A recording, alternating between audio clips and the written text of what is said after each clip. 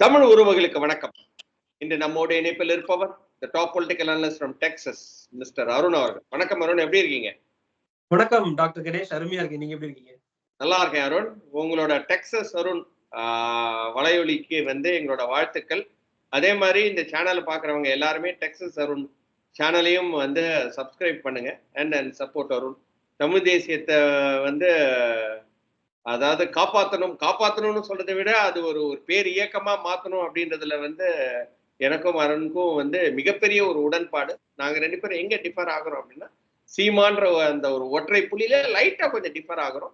But இருந்தாலும் எப்படி ஈரோடு கிழக்கு சண்டையெல்லாம் வந்திருக்கு அருண், எப்படி பாக்குறீங்க?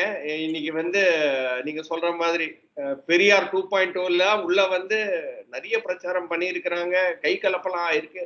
கருத்துக்கள் இந்த ஈரோடு கிழக்கு பிரச்சார காலத்தை நான் எப்படி பாக்குறேன் அப்படின்னா, அது கிராஜுவலா ப்ராக்ரஸ் ஆகி வந்த ஒரு இதை பாக்குறேன். ஒரு என்ன சொல்ற அந்த டெம்போவை பாக்குறேன். முதல்ல ஆக்சுவலா நம்ம பேசும்போது நான் என்ன சொல்லியிருந்தேன், சீமான் அவர்களோட பரப்புரை, முதல் பரப்புரை ஈரோடு கிழக்குல ஆரம்பிக்கிறதுக்கு முன்னாடியே நான் சொல்லியிருந்தேன், இந்த எலெக்ஷன்ல பிச்சு பெரியார் தான். எலெக்ஷன் பிளான் ஸ்ட்ராட்டஜி, அரசியல் யாரை சுத்தி பண்ண போறாங்கன்னா பெரியாரை சுத்தி தான் இங்க அரசியல் நடக்க போகுது. ஏன்னா அவர் பிறந்த மண்ணில இருந்து இந்த தேர்தல் நடக்கும்போது அந்த இடத்துல தமிழ் தேசியத்துக்கும் திராவிடத்துக்கும் நேரடி போட்டி நடக்குது. அப்ப இதை விட ஒரு பெரிய களம் உலகத்தை இந்த இடைத்தேர்தலை நோக்கி திரும்பி பார்க்க வைக்கிறதுக்கு வேற களம், வேற அருமையான வாய்ப்பு கிடைக்காது.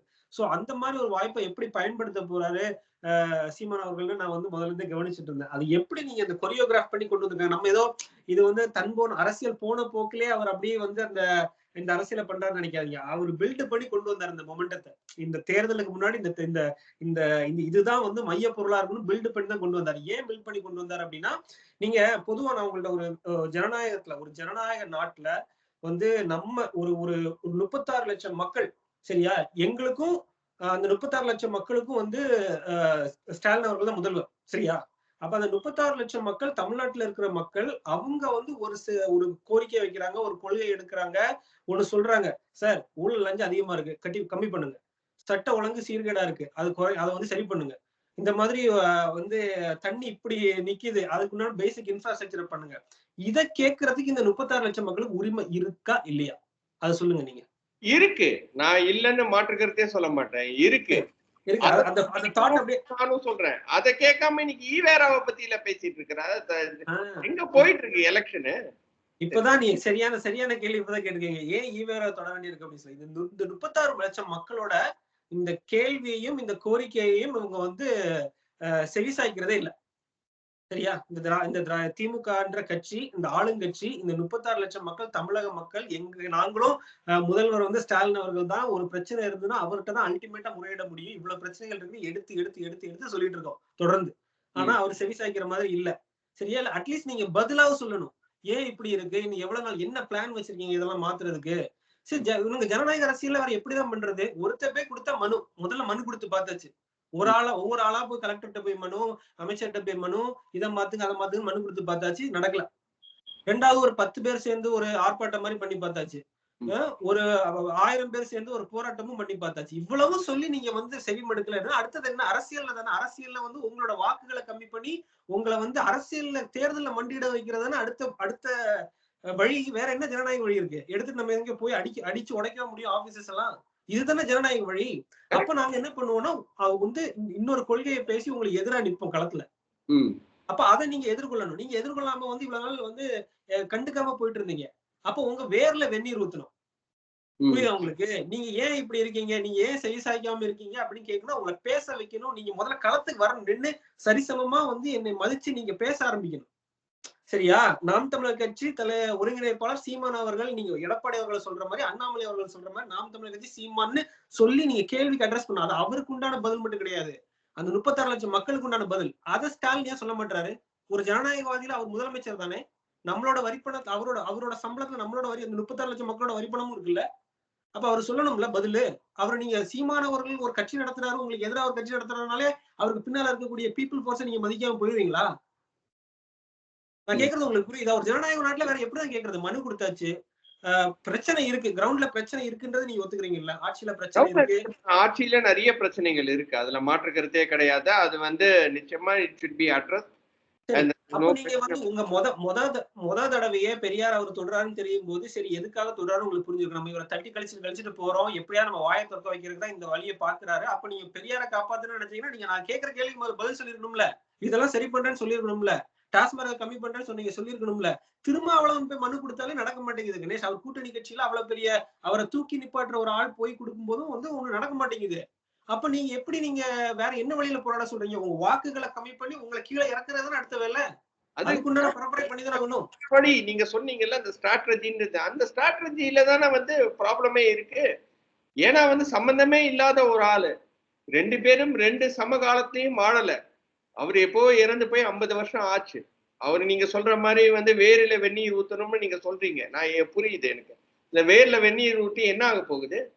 அது உங்களுக்கு தானே வந்து கேடா அமையும். ஏன்னா வந்து அவர் வந்து வாக்கரசியல் தந்தை பெரியார் வந்து வாக்கரசியல்ல இல்லவே இல்லை. ரைட்டா? அவர் வந்து அவரோட கொள்கைகள், அவரோட சித்தாந்தம் அதெல்லாம் சொன்னாரு. அதை பத்தி கடைப்பிடிக்கிறாங்க, ஒரு பிம்பமா வச்சிருக்கிறாங்க. சோ அந்த பிம்பத்தை நீங்க உடைக்கிறதுனால வந்து இன்னைக்கு வந்து ஸ்டாலின் வந்து ஓகே உள்ள வந்து நான் எல்லாத்தையும் மாத்திருவேன்னு மாத்திருவாரா? எப்படி? எனக்கு அது அந்த ரிலேஷன்ஷிப் எனக்கு புரியலையே. சொல்றேன். அது எப்படின்னு உங்களுக்கு சொல்றேன். நீங்க இந்த கேட்டீங்கல்ல, இப்ப ஸ்டாலின் அவர்களை எப்படி வந்து இது பெரியாரை ஏன் தொடறீங்க? ஸ்டாலின் அவர்கள் இதெல்லாம் செய்ய போறாரு. பெரியாரை தொடறனால ஸ்டாலின் அவர்கள் இதெல்லாம் செய்ய போறாருன்னு சொல்றீங்களா? கண்டிப்பா செய்ய மாட்டாரு. பெரியாரை தொடறதுக்கு எதுக்குன்னா, நீங்க வந்து இப்போ நீங்க தான் அடிக்கடி சொல்லுவீங்க. தலைவன் எவ்வளியோ தொண்டன் அவ்வளின்னு சொல்லுவீங்க. சரியா? அப்ப நம்ம வந்து முதல்ல ஸ்டாலினை கேட்கிறோம். சார் நீங்க வந்து இதை செஞ்சு கொடுங்க, அதை செஞ்சு கொடுங்கன்னு கேட்கிறோம். ஏன்னு பாக்குறோம். அவரோட வளர்ப்பு கருணாநிதி அவர்களோட வளர்ப்பா இருக்காரு. கருணாநிதி யாரோட வளர்ப்பா இருக்காரு? பெரியாரோட வளர்ப்பா இருக்காரு. அண்ணால இருந்து பெரியார். சரியா? அவரு கருணாநிதி வந்து அண்ணாவோட தொண்டர் கிடையாது. அவர் பெரியார் தொண்டர் தான். அண்ணாவும் பெரியார் தொண்டர், கருணாநிதி அவர்களும் பெரியார் தொண்டர். 2 பேருமே பெரியார் தொண்டர். கட்சி ஆரம்பிச்சது இவரு யாரு? அண்ணா அவர்கள். அவ்வளவுதான். சோ 2 பேருமே பெரியார் வழி வந்தவங்க தான். பெரியார் தொண்டர்கள் தான் கருணாநிதி அவர்களும் அண்ணாதுரை அவர்களும். சரியா? இப்ப இவங்க எல்லாம் வந்து இந்த வழியில அந்த தலைவர் சொன்ன வழியில தான் இப்ப ஆட்சி நடத்துறாங்க. சரியா? அந்த ஆட்சி இந்த லட்சணத்துல இருக்கு. அப்ப நம்ம அந்த தலைவரை எதை வச்சு எடை போட முடியும்? ஒரு டிசைப்பிளை வச்சுதானே. இப்ப புத்தனோட ஒரு டிசைப்பிள் வர்றான், ஒரு சிஷ்யன் வர்றான். அவனை அவன் மேல ஒரு பிரச்சனை இருக்கா, நீ யார சொல்லுவீங்க? ஓஹோ இப்படிதான் உனக்கு புத்தர் சொல்லி கொடுத்துருக்காரு அப்படின்னு கேட்போமா கேட்க மாட்டோமா? கேட்போம்ல. அதே மாதிரி ஒரு சிஷ்யன் வந்து உங்கள்ட்ட ஒரு விஷயத்த சொல்றான். இப்ப நித்யானந்தாவோட சிஷ்யன் வந்து உங்கள்ட்ட சொல்றான்னு வச்சுக்கலாம், E=mc² சொல்றான்னு வச்சுங்களேன். அந்த அவர் சொல்ற மாதிரி உங்கள்ட்ட எக்ஸ்பிளைன் பண்றான்னு வச்சுக்கலாம், உன் தலைவன் உனக்கு இப்படியாடா கத்து கொடுத்தா, உன் குரு உனக்கு இப்படியாடா கத்து கொடுத்தா, கேட்போமா கேட்க மாட்டோமா? உலகமே கேட்டுச்சா இல்லையா? ஆமா கேட்போம். கேட்டுச்சுல. அதே மாதிரி இப்ப நீங்க ஆட்சி இந்த லட்சணத்துல பண்றீங்களே, உங்க தலைவர் இப்படிதான் சொல்லி கொடுத்தாரா நான் கேக்குறோம். தானே சொல்றேன். நீங்க அதை கேளுங்க. நீங்க கேளுங்க தானே சொல்றேன். திருப்பியும் அது அங்கதான் பாயிண்ட்டுக்கு வர. ஆனா நீங்க திருப்பி நீங்க போயிட்டு ஈவேராவை போயிட்டு அவர் பண்ண அந்த மாற்றங்களை போயிட்டு சிதைக்கிறதும், அவர் அசிங்கமா பேசுறதும், அது வந்து எப்படி இதுக்கும் அதுக்கும் இந்த ஆட்சி அவலங்களை கேளுங்க. வேணவே வேணாம் நான் சொல்லவே மாட்டேன். நான் அதுதான் உண்மையான அரசியல். எல்லாருமே இன்னைக்கு வந்து தமிழ் தேசியத்துல இருக்கிற பேசுறவங்க எல்லாருமே பாதை மாறி போகிறார் சீமான் அப்படின்னு தான் இன்னைக்கு வரைக்கும் எல்லாருமே வந்து பேசுறது. இது வந்து இன்னைக்கு தெரியாது, கொஞ்ச நாள்ல தெரிய வரும் பாருங்க அப்படின்னு சொல்றாங்க. அவ்வளவுதான் சொல்றாங்க. சரி, இத நீங்க மெட்டீரியல் பாலிடிக்ஸ்ல இது வந்து சீமானுக்கு நல்லது இல்லைன்னு சொல்ல வரீங்க. அதான் உங்களோட ஆர்குமெண்டா இருக்கு. மெட்டீரியல் பாலிடிக்ஸ்ல நல்லது இல்லை அப்படின்றதுதான் வந்து என்னோட கருத்து. ஏன்னா எவ்வளவோ பிரச்சனைகள் இருக்கு. இந்த பிரச்சனைகளுக்கு நம்ம வந்து தீர்வு காணணும் அப்படின்னா டைரக்டா என்ன நடக்குது, சோசியல் ப்ராப்ளம்ஸ் எவ்வளவு இருக்கு நம்ம கிட்ட. சோசியல் ப்ராப்ளம்ஸை எடுத்து ஒவ்வொரு அமைச்சரா எடுத்து நம்ம பேசினாலே வந்து எங்கேயோ போகலாம். அதையெல்லாம் விட்டுட்டு இன்னைக்கு பெரியாரு நம்ம போய் அட்டாக் பண்றேன் அப்படின்னு சொல்லி இந்த அரசியல் களமே வந்து மாறி போயிடுச்சு. ப்ராப்ளம் இல்லாத ஒரு இதா மாறி போயிடுச்சு. யார் அந்த சார் மறந்துட்டோமா? கள்ளக்குறிச்சியில நடந்த அந்த அந்த இதை மறந்துட்டோமா? எல்லாத்தையுமே கம்ப்ளீட்டா மறந்துட்டோம். இன்னைக்கு எந்த ஒரு சேனலை ஓபன் பண்ணாலும் பெரியாரா பிரபாகரனா இப்படின்னு தான் பேச்சு போயிட்டு இருக்கு. கடைசியில வந்து அவரையும் வந்து என்ன சொல்றது, சீமான் சொன்னது எல்லாம் வந்து பொய்ன்ற மாதிரி கொண்டு வந்துட்டாங்க, ஒரு கட்டமைச்சிட்டாங்க. அப்படின்னும் போது அவருக்கு வந்து இனிமேல் வந்து ஒரு வீழ்ச்சி தான் இருக்கும் அப்படின்ற மாதிரி சொல்றவங்களுக்கு உங்களோட கருத்துக்கள் எப்படி? கணேஷ், இதை நம்ம தெளிவா புரிஞ்சுக்கணும். உங்களுக்கு முதல்ல நம்ம சீமான் அவர்கள் எந்த ஒரு அமைச்சரை பத்தியும் ஆளுங்கட்சியை விமர்சிக்கல, எதிர்கட்சியை விமர்சிக்கலன்னு மனசஜத்தோட உங்களால சொல்ல முடியுமா? தொடர்ந்து விமர்சித்து தான் வந்திருக்காரு. அதை எடுத்து இங்க விவாதமாக்கிருக்காங்களான்னு இங்க பிரச்சனை. அவர் தினமும் தமிழ்நாட்டுல பிரஸ் மீட் கொடுத்து இதுக்கு மேல கேள்வி ஏதாவது இருக்காப்பா அப்படின்னு சொல்லி எந்திரிச்சு போற ஒரு தலைவர், இன்னொரு தலைவர் நீங்க சொல்லுங்க. கரெக்ட். அதுல நான் டெய்லி சந்திக்கிறாருல, பிரஸ் சந்திச்சு என்ன பேசுறாரு? மக்கள் பிரச்சனை தானே பேசுறாரு. வேற அங்க போய் பெரியார விமர்சிக்கிட்டா இருக்காரு. இல்ல ஒவ்வொரு ஊர்ல போய் உட்காரும் போதும் அந்த இடத்துல நிர்வாகிகள் கூட்டம் நடத்திட்டு ஒரு பிரஸ் மீட் நடத்துறாரு. அதுல கேக்குறாங்க, என்ன கேக்குறாங்க, அவர்கிட்ட கேட்கறத விஜய் பத்தி கேக்குறாங்க, அரசியலை பத்தி கேக்குறாங்க. அவரே எடுத்து சொல்றாரு, நாட்டுக்கு தேவையில்லாத விஷயத்தெல்லாம் பேசாத, மக்கள் பிரச்சனை ஏதாவது இருந்தா கேளு, நான் கருத்து சொல்றேன். அவரு கேட்டு வாங்குவாரு. நீங்க ஏதோ நான் அந்த கேள்வி வைக்கிறவங்க சொல்ல, உங்களை பர்சனலா சொல்லல, உங்களுக்கு தெரியுது அந்த கேள்வி நீங்க சொல்றீங்கல்ல, இந்த மக்கள் பிரச்சனை என்ன பேசிட்டாரு என்ன பேசிட்டா கேக்குறேன். தினமும் பேசுறாரு. அமெரிக்கால உட்கார்ந்து எனக்கே தெரியுது பிரஸ் மீட் கொடுக்குறாரு, உள்ளூர்ல இருக்க உனக்கு தெரியலையா? இல்ல டெய்லி பேசுறாருல. அப்ப பிரஸ் சந்திக்கிற ஒரு 30 பிரஸ் 40 பிரஸ் போய் மைக்கு போட்டு உள்ள உட்கார்ந்துருக்கீங்கல்ல, அவ்வளவு ஒரு நான் பாக்குறேங்க 20-30 நிமிஷம் மக்கள் பிரச்சனை பேசுறாருங்க, எடுத்து சொல்றாருங்க ஒவ்வொரு பிரச்சனையும். அதை நீ மக்கள்கிட்ட காமிக்கல. காமிக்காம அதுக்கு மேல நீ ஒரு கதையை வேற சொல்ற, இவர் பேசலன்னு வேற சொல்ற, ஏமாத்துற. உங்களுக்கு புரியுதா நான் என்ன சொல்றேன்னு? இப்படி பண்ணிக்கிட்டு அதுக்கப்புறம் அப்பதான் வருது, என்னடா இவ்வளவு சொல்லி வர மாட்டேங்குதே அப்படின்னு சொன்னா, என்ன சொன்னா நீ திருப்பி பேச ஆரம்பிப்பேன்னு தெரியுது இல்ல அவருக்கு. பாலிடிக்ஸ் என்ன கணேஷ்? பேசிக்கலி போலரைசேஷன் தான். ஒரு கருத்தை நோக்கி ஒரு ஆளை போலரைஸ் பண்றதுதான். புரியுதா உங்களுக்கு? இப்ப இதனால நீங்க ஈவேராவை எதுக்கு அட்டாக் பண்ணா கோவம் வருதுன்னு நீங்க அவர் ஆதரிச்சிருந்தவங்க இப்ப வெளியே போறாங்கன்னு சொல்றீங்கன்னா, அது வந்து பிரிவினைவாதம். அதாவது பெரியார வந்து பேசும்போது திராவிடர்களுக்கு வருத்தப்படுறாங்கன்னு நீங்க சொல்றீங்க, கரெக்டா இல்லையா? இதுதானே பேசிக். வருத்தப்படுறாங்கன்னு கிடையாது, தமிழர்களே வருத்தப்படுறாங்கன்னு தான் நான் சொல்றேன். நானு தமிழர்களே வருத்தப்படுறாங்க. நமக்காக போராடின ஒரு தலைவரை போய் இன்னைக்கு வந்து அவர் பாட்டு பேசிட்டே இருக்கிறாரு அப்படின்னு தான் பேசுறாங்க. ஏன் அவங்க வந்து வருத்தப்படுறாங்கன்னா, அவர் தெலுங்கர்ன்ற ஒரே காரணத்துக்காக இப்படி அவர் வச்சு நிந்திக்கிறாரு.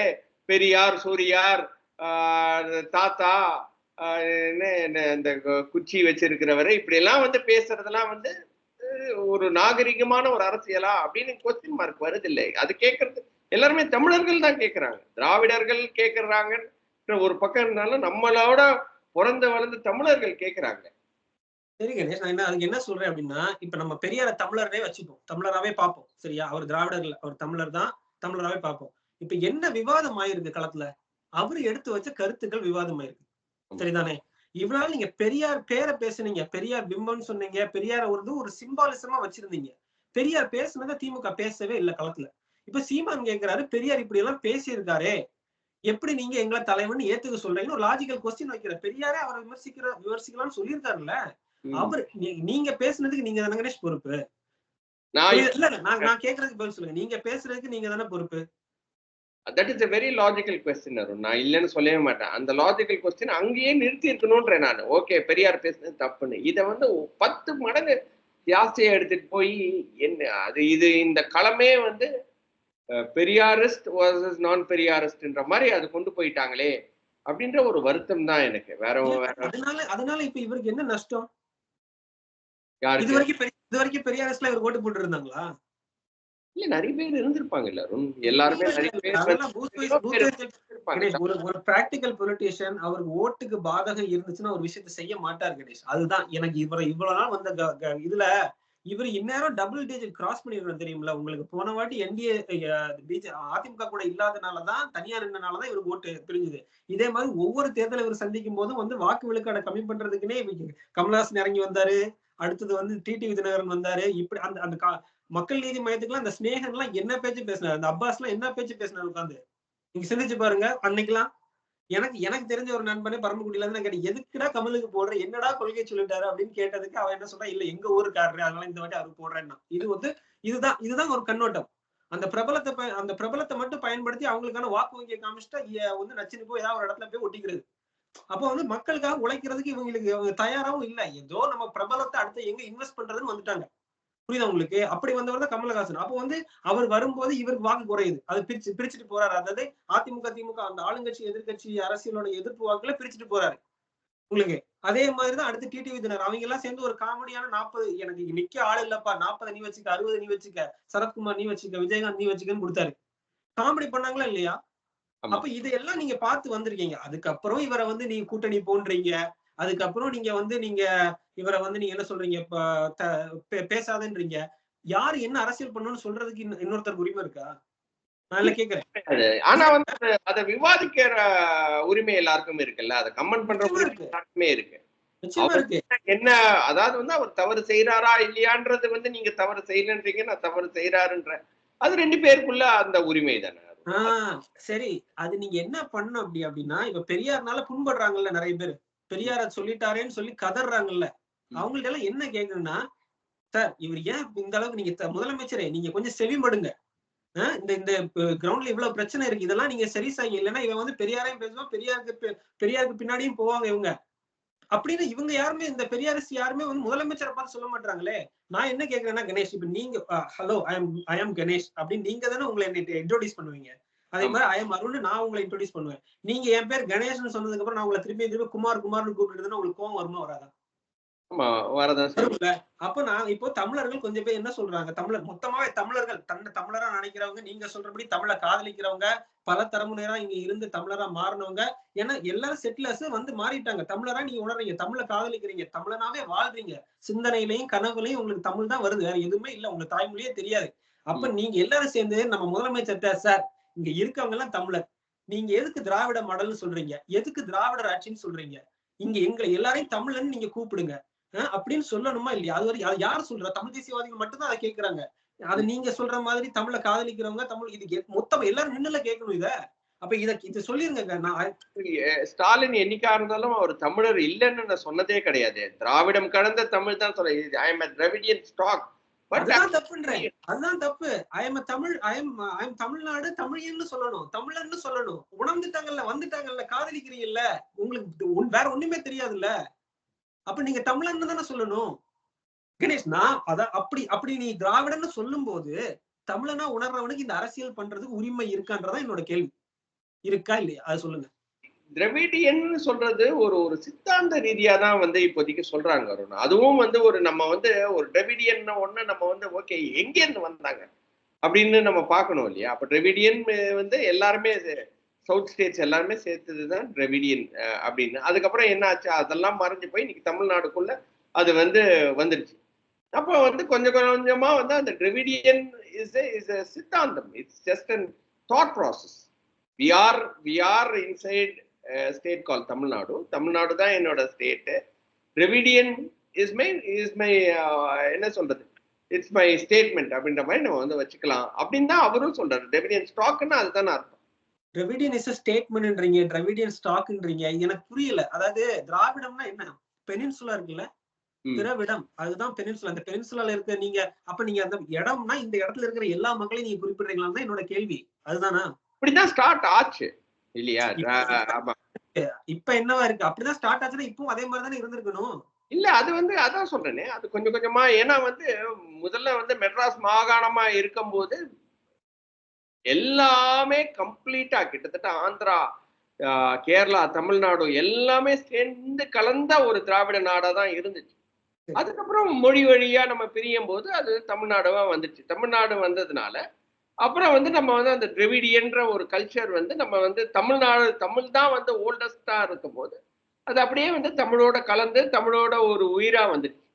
இப்போ நம்ம தமிழர்கள் தான். ஆனா நம்மளோட ஐடியாலஜி அப்படின்னு வரும்போது நம்ம வந்து திராவிடியன் ஐடியாலஜி நம்ம வச்சிருக்கோம் அப்படின்ற மாதிரி நம்ம வந்து பார்க்க வேண்டியது. எல்லோரும் இருக்கலாம் அப்படின்ற மாதிரி ஒரு ஐடியாலஜி, எல்லோருக்கும் எல்லாம் அப்படின்றது தான் வந்து ஸ்டாலின் சொல்றதுக்குன்னு நான் சொல்ல. எங்க அப்பா இதுக்கு ரொம்ப நாள் முன்னாடியே சொல்லுவாரு, எல்லாருக்கும் எல்லாமே கிடைக்கணும்டா. ஏன் வந்து அது ஜாதி மதத்தினால வந்து என்னைக்கா இருந்தாலும் நம்ம வந்து பார்க்கக்கூடாது, இந்த தமிழர்கள் தான் நம்மெல்லாம். அந்த ஒரு மென்டாலிட்டி, அந்த ஒரு தாட் ப்ராசஸ், அந்த ஒரு ஸ்டேட்மெண்ட், அதுதான் வந்து நான் திராவிடியன் மாடல் அப்படின்னு சொல்றதுன்றது நான் நினைக்கிறேன்.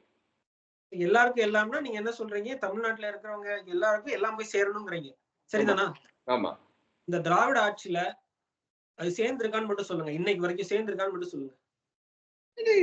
progress is 50 வருஷம் ஒரு சைக்கிள் தானங்க. திராவிடன் ஐடியாலஜியோட கோரே இங்க என்னவா இருக்கு கணேஷ்? இந்த ஐடியாலஜி பேசி வாக்கு கேக்குறாங்களா நீங்க சொல்லுங்க கணேஷ். இன்னைக்கு இந்த திராவிடம் ஐடியாலஜி பேசிதான் வாக்கு கேக்குறாங்களா இல்ல காசு எடுத்துட்டு போறாங்களா? அப்ப திராவிட ஐடியாலஜி இதான் சொல்லிச்சா? இதுதான் கேள்வி. அதே மாதிரி நீங்க பொது தொகுதியில திராவிட ஐடியாலஜியால 75 வருஷமா உங்களால ஒரு தாழ்த்தப்பட்ட சமூகத்தை நிறுத்தி ஜெயிக்க வச்சிருக்க முடியாதுதான் எங்க கேள்வி. நிறைய கேள்விகள் இருக்கு அருண். அதுல வந்து அதுதான் இல்ல நீங்க சொல்ற நிறைய கேள்விகள் இருக்கு. இந்த கேள்வியை கேட்டு கேட்டு பார்த்தாச்சு. நீங்க சொல்ல மாட்டாங்க. இந்த திராவிடம் பேசி வர்றவங்க எதுவும் பேசுறாங்களே தவிர செயல்ல இல்லைங்கிறதான சார் கேள்வியே. அதுதானே கேள்வி. நீங்க பேசுங்க, இத பேசுங்க. இருங்க நான் முதல்ல முடிச்சுக்கிறேன். இதை நான் உங்களுக்கு சொல்லிடுறேன் தெளிவா. இத வந்து நீங்க பேசுங்க, இத பேசுங்க, இதை பேசுங்க சொல்லிடுறேன். பேசி பேசி பேசி பேசி பார்த்தாச்சு. அதனாலதான் இயக்க அரசியலை தாண்டி இப்போ தேர்தல் அரசியலுக்கு வந்திருக்கோம். தேர்தல் அரசியல்ல பொலிட்டிக்ஸ்ங்கும் போது உங்களுக்கு போலரைஸ் பண்ணியே ஆகணுங்க. நான் சொல்றதை கேட்கலையா? அப்ப நான் சொல்ற கருத்துக்கு ஏத்த மாதிரி நாங்க போலரைஸ் பண்ணுவோம். போலரைஸ் பண்ணி ஓட்டை பிரிப்போம், உன்னை தோக்கடிப்போம். அப்பதான் நீங்க கேள்வி வழிக்கு வருவீங்க. அப்ப உங்க ஓட்டை பிரிக்கிறதுக்கு என்னென்ன வழி உண்டு அவ்வளத்தையும் நம்ம பார்ப்போம்ல. உங்களுக்கு புரியுதா? பொலிட்டிக்கல் சயின்ஸ்னா என்ன? ஓட்டை எடுத்து காமிக்கணும். ஓட்டை எடுத்து உன்னை தோக்கடிக்கணும். இதுக்கு என்ன ஆயுதம் இருக்கோ ஜனநாயக முறையில எடுத்து பயன்படுத்தலாமா கூடாதா? நம்ம அறத்தின் வழியில போய் கேட்டு பார்த்தாச்சு. அப்ப நீங்க வந்து சொல்லக்கூடாது இந்த தலைவரை நீ தப்பா பேசக்கூடாது. அப்படின்னா நீங்க வீர சாவர்கரை நீங்க ஸ்டாலின் தப்பா பேசக்கூடாதுல்ல. அவரும் செத்துட்டாருல்ல. இப்ப காந்திய கொள்கையை எடுத்துட்டு நீங்க காந்தியை வந்து நீங்க என்ன ஆர்எஸ்எஸ் ஏத்துக்கிறாங்களா? அவங்க ஹிந்து முஸ்லீம் ஒண்ணுட்டாங்க. அப்ப நீ காந்தியை ஏன் பேசுறேன்னு கேக்குறீங்கல்ல காங்கிரஸ். அப்ப ஒவ்வொரு இறந்து போன புனிதப்படுத்த தலைவர் எல்லாமே ஒவ்வொரு கட்சி கேட்டுட்டு தானே கணேஷ் இருக்கு. அப்ப அதை கேள்வி கேட்கும்போது மனது புண்படுறவங்க எல்லாம் ஒரு பக்கம் சாய்வாங்க. அதை கேட்கும்போது இது சரின்னு சொல்றவங்க ஒரு பக்கம் சாய்வாங்க. இதுதான் தேர்தல் அரசியல். அப்ப இந்த ஓட்டை எடுத்து இந்த பக்கம் ஓட்டை சேர்க்கணும். அதுல தோல்வி அடைஞ்சிட்டு போறாரு. ஆனா முயற்சி பண்றாருல்ல. வேற எப்படி இவனை கேட்க வைக்கிறது? இந்த மணி இருக்காருல்ல, மூத்த பத்திரிகையாளர் மணி, அவருக்கு ஆண்டாண்டு காலமா உட்கார்ந்து திமுக நீங்க இதை பண்றது சரியில்லை, அதை பண்றது சரியில்லை, நீங்க இதை பண்ணுங்க அதை பண்ணுங்கன்னு கேட்டுக்கிட்டே இருக்காரு. அவனுக்கு கடைசி வரைக்கும் திருந்துறதால அப்படியே வேர்ஸா தான் போயிட்டு இருக்கு. அப்ப நீங்க என்ன சொல்றீங்க? திருப்பி இப்படியே நான் கேள்வி கேட்டு கெஞ்சிக்கிட்டே மனு கொடுத்துக்கிட்டே இருக்கணும்னு சொல்றீங்களா? இல்ல இவங்களுக்கு எதிராக ஒரு கோட்பாடை உருவாக்கி அரசியல் களத்துல என்னென்ன ஆயுதங்கள் உண்டோ எல்லாத்தையும் எடுத்து அடிச்சு இவங்களை வந்து தோக்கடிக்கணுங்கிறத வந்து முடிவா எடுக்க முடியுமா? அந்த கட்டத்துக்கு தானே வந்து நிக்கிறோம். இதுக்கு மேல போறதுக்கு ஒண்ணுமே இல்லையே. ஆயுதம் எடுக்க முடியாது, வன்முறை கையாள முடியாது. தேர்தல் அரசியல் தான், வாக்கு சேகரிச்சுதான் உன்னை மண்டி போட வைக்க முடியும். அது என்ன ஆயுதம் உண்டோ எடுத்து அடிக்கிறது தான். நான் அதுலயும் நான் வந்து உங்ககிட்ட இருந்து நான் மாறுபடல அருண். ஓகேங்களா? நான் மாறுபடவே இல்லை. ஆனா வந்து அது வந்து கொஞ்சம் மாறிடுச்சோ, நீங்க சொல்ற மாதிரி வன்முறை இல்லாம ஓட்டு அரசியல்ல உள்ள வந்து ஓட்டு வாங்கி மக்களோட பிரதிநிதியா மாறி வர்றதுதான் வந்து உண்மையான ஒரு வெற்றி.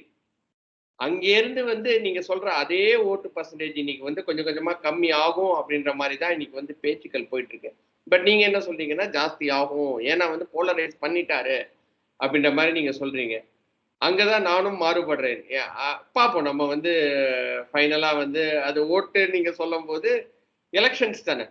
திருப்பியும் என்ன வந்து சீமான் என்ன சொல்லிடுவாரு அப்படின்னா காசு கொடுத்துட்டாங்க அப்படின்னு சொல்லுவாரு. பட் இருந்தாலும் நடைமுறை அதுதான் அப்படின்னும் போது திருப்பியும் அது கஷ்டமா தான் இருக்கு. அது நான் வந்து சரி பண்ணணும்னு நான் சொல்ல வரல. பட் அதையெல்லாம் தாண்டி நம்ம நடைமுறைன்னு வரும்போது இன்னைக்கு எல்லாருமே காசு கொடுக்குறாங்க, காசு கொடுத்து தான் ஜெயிக்கிறாங்க அப்படின்னும் போது அதுவும் கஷ்டமா தான் இருக்கு. பட் பார்ப்போம் போலரைஸ். ஏன்னா அவருக்குன்னு போடுறவங்க காசு வாங்கினாலும் சரி வாங்காட்டாலும் சரி அவருக்காக போடுவாங்க. ஸோ எத்தனை பர்சன்டேஜ் வருது அப்படின்றத வந்து நம்ம நிச்சயமா பார்க்கலாம் அப்படின்றது தான் வந்து நான் இன்னும் February 8 அதுக்காக வெயிட் பண்ணிட்டு இருக்கேன். நான் 8 என்ன நடக்க போகுது, எவ்வளோ பர்சன்டேஜ் வாங்க போறான்னு ரொம்ப உன்னிப்பா கவனிப்பா இருக்கு.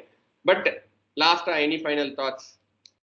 இல்ல இங்க என்னன்னா இந்த தேர்தல் களத்தை அவர் சரியா பயன்படுத்துறாரு. அதுதான் என்னோட பார்வை. அதே மாதிரி நீங்க கேட்ட சில கேள்விகள், அதாவது இந்த திராவிடம் தமிழ்னு நீங்க அந்த பிரிச்சு பார்க்க கூடாதுன்னு சில கேள்விகள் இருக்குல்ல, அதை பத்தி நான் வந்து ஒரு விளக்கம் கொடுத்துருக்கேன். அதோட லிங்க் வந்து இந்த வீடியோட கீழே போடுவோம். அதை நீங்க போய் பாருங்க. உங்களுக்கும் சில கேள்விகள், நான் கேட்கிற கேள்விகளுக்கு வந்து உங்களுக்கும் பதில் நீங்க சொல்லணும்னு நினைச்சீங்கன்னா நீங்களும் சொல்லலாம். அதை நம்ம தொடர்ந்து அடுத்த காலையில பேசுவோம்.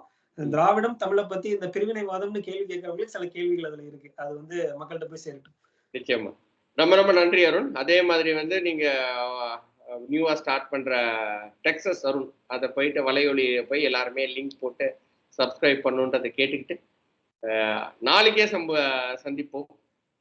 கொஞ்சம் இன்னைக்கு கொஞ்சம் ஏர்லியா சந்திச்சுக்கோம். அதே மாதிரி நாளைக்கும் கொஞ்சம் ஏர்லியா, கொஞ்சம் உடம்பு சரியில்லாததுனால கொஞ்சம் ஏர்லியா இருந்ததுன்னா நல்லா இருக்கும்னு சொல்லிட்டு இன்னொரு வீடியோவில் நாளை சந்திக்கிறேன். அதுவரை நன்றி, வணக்கம். வாழ்க வளமுடன்.